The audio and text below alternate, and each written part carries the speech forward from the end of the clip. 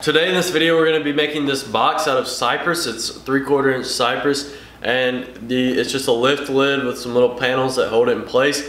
And there's actually a false bottom that lifts up, and there's a little hidden compartment under it that's about 1.5 inches high. I'll just show you how it works real quick.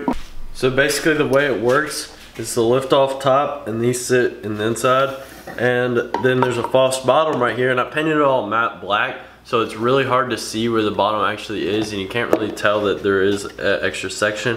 You can barely tell in person. I'm sure the camera barely picks it up. Now the bottom actually has a really small hole in it right here, and you can usually use like a little ink cartridge and a pen to push it through, but I'm just gonna use this little screwdriver and I'm just gonna poke it through.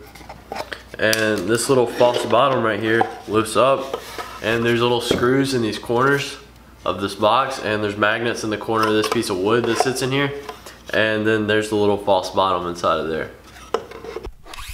So I'm just going to start by cutting this cypress board into pieces and joining one side on the jointer,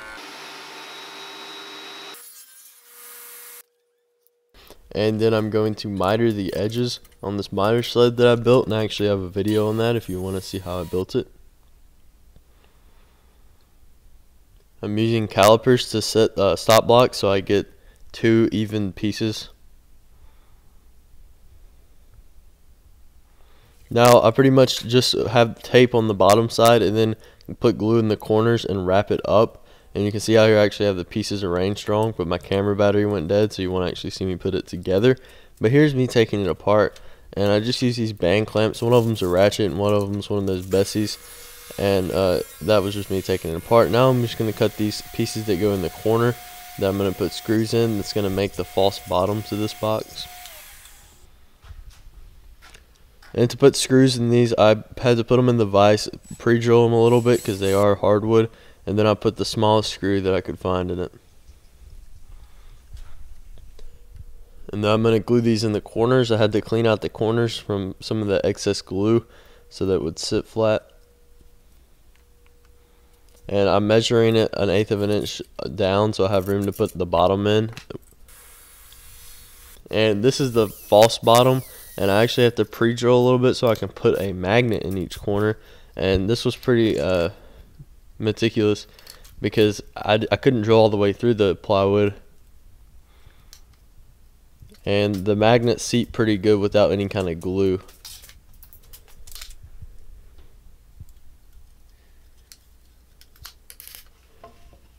Now you can see that false bottom fits pretty well.